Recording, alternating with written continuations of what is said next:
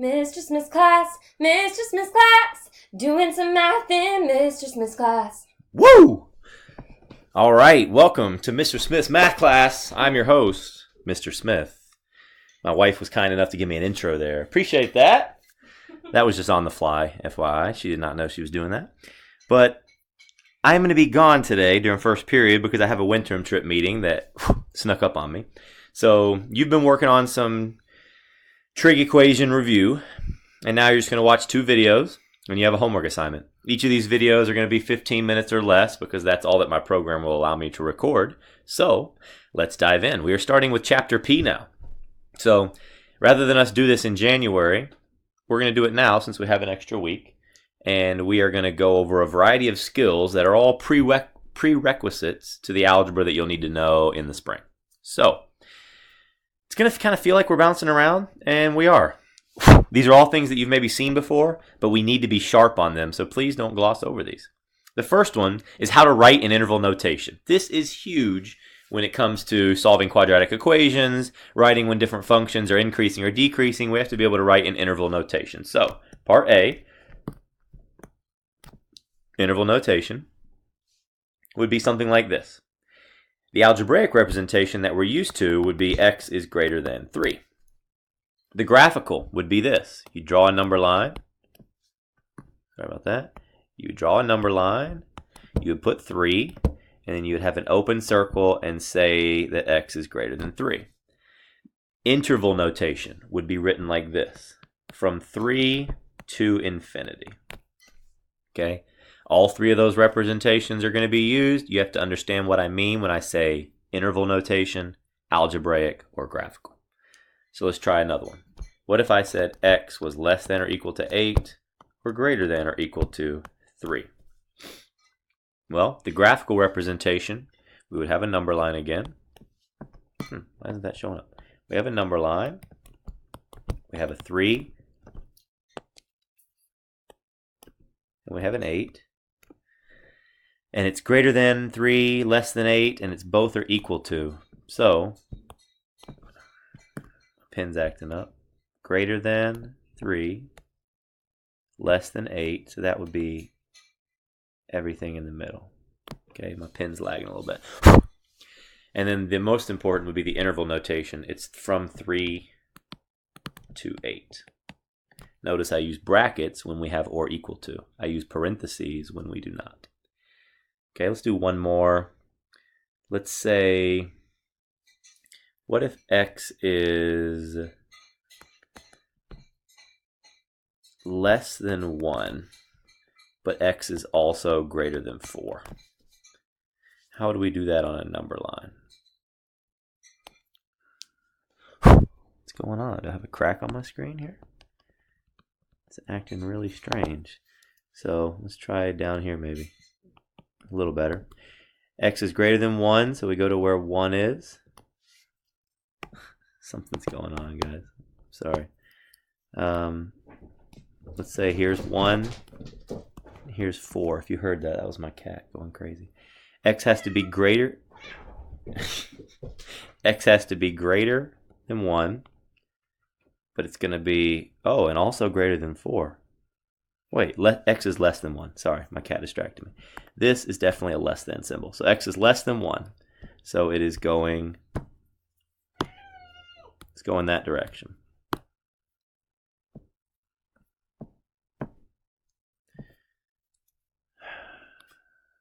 Come on, surface, don't let me down. And then it's also greater than 4, so it's going to be going that direction. Okay, sorry about that. But the interval notation is the more important one. So if x is less than 1, then we would say from negative infinity all the way to 1. That shows everything less than 1. And then it's greater than 4. So we can put our union symbol just to show that these work together on the same graph. And then it's going to go from 4 to infinity. Notice how I put a bracket around 4 because it has the greater than or equal to sign. Okay, so that's the first skill that you need to know today is interval notation.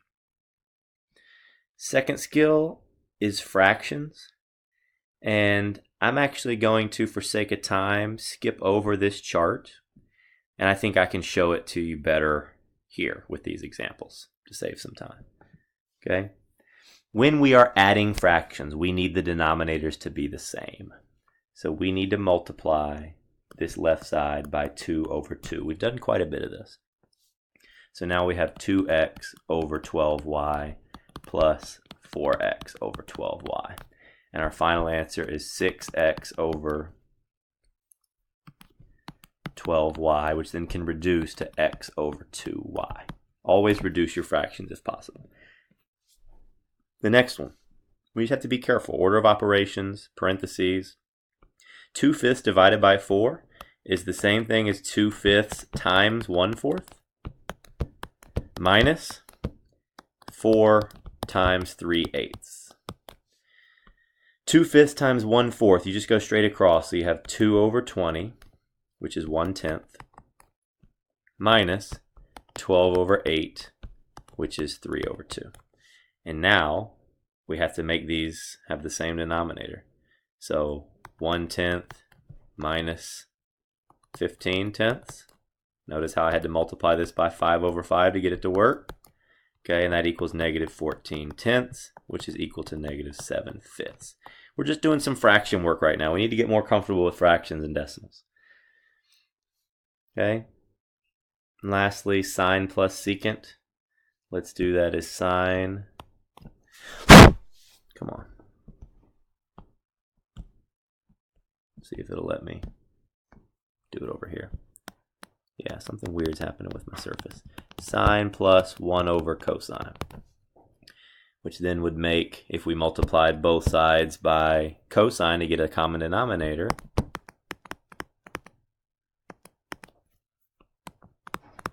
you would have sine cosine plus 1 over cosine.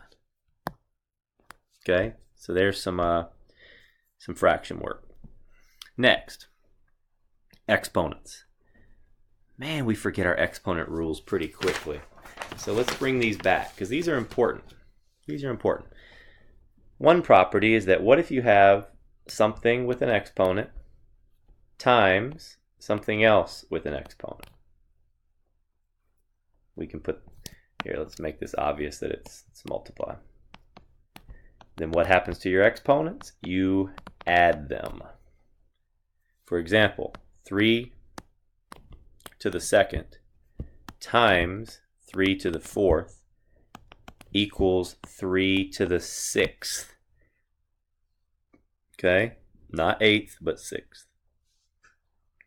The converse is true when you do a to the sum power divided by a to the sum power. Then what do you do with the exponents? You subtract. For example, x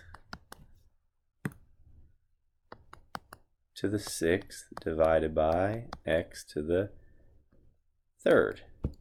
This is going to equal x to the third because you subtract the exponents. Okay, next. What if you ever have something to the negative power? Well, what that does, negative exponents, you move them to the denominator and make them positive.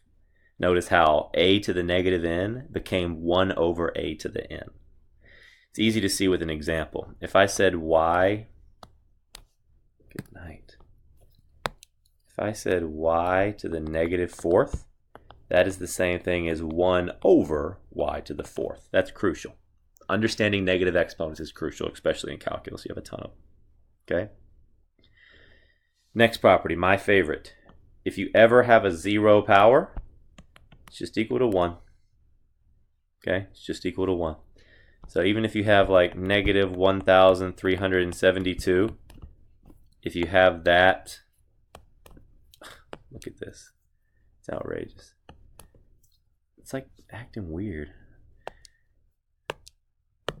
If you have that to the 0 power, then it's just equal to 1. Anything to the 0 power is 1.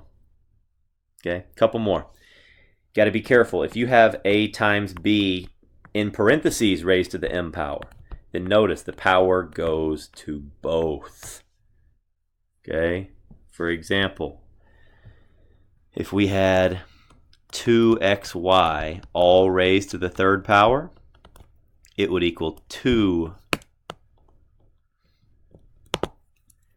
it would equal 2 to the third, x to the third, y to the third. That power hits all of them. Same thing if it's division.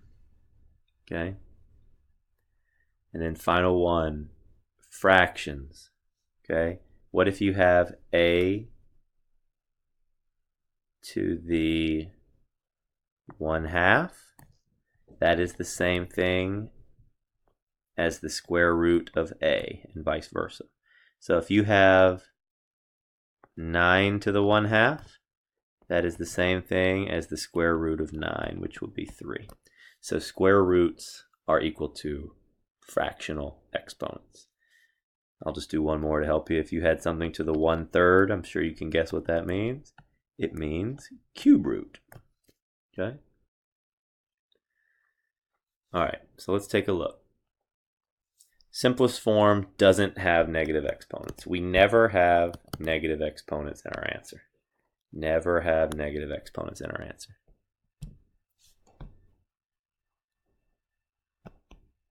Is my screen like broken? This is scaring me. It won't write right there on that spot. I'm terrified. Okay, let's look at some of these examples.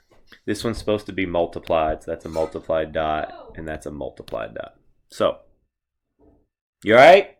Yeah, sorry. 4 times 3 to the negative 2. So look what happens. The 4 is going to stay up here, but the 3 to the negative 2 is going to go on the bottom and become 3 to the positive 2. Okay, so we'll go ahead and put that in that spot. But down here on the bottom, notice 2 to the negative 2, it's going to come up top and become positive, and 3 to the negative 1 is going to come up top and become positive. So when you have negative exponents, you either move from the top to the bottom or the bottom to the top so that you no longer have negative exponents. So this is going to equal whatever 4 times 3 is over 9. So do some quick math. Cancel that 3 out. That becomes 3/16 over 3. Like that quick math. Okay, this one here, when we're multiplying, we do the numbers together, then we do the variables. So negative 5 times 4 is negative 20. X to the third times x to the second is x to the fifth.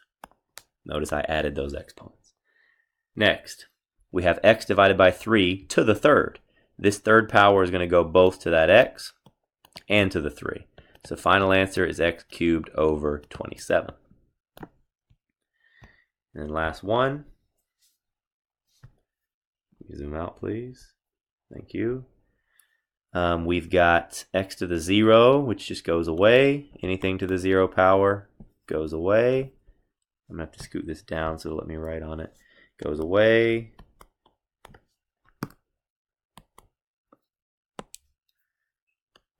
Okay. Notice z to the negative 2, that's going to shoot to the bottom. So our final answer is going to be, oh wait, there's 2 y's on the bottom and there's 3 on top. So 2 of those cancel out with 2 of those. So all we have left on top is y. And we have 2x to the third still down here. And we have, there's 4 z's down here, but the 2 on top that were negative are going to join it on the bottom, and we're going to now have 6. So that's our answer. Okay. I'm approaching the 14-minute mark, so I'm actually going to stop here, and we're going to finish these notes in video number 2. Okay. So right now, feel free to go back. You need to understand exponent rules primarily. You need to understand fractions, how to add, subtract, multiply, divide. And you need to know how to write an interval notation. If you feel good about interval notation, fractions, and exponents, then you're in good shape. The next video we'll talk about radicals. Radicals, I believe. Yeah, that's it.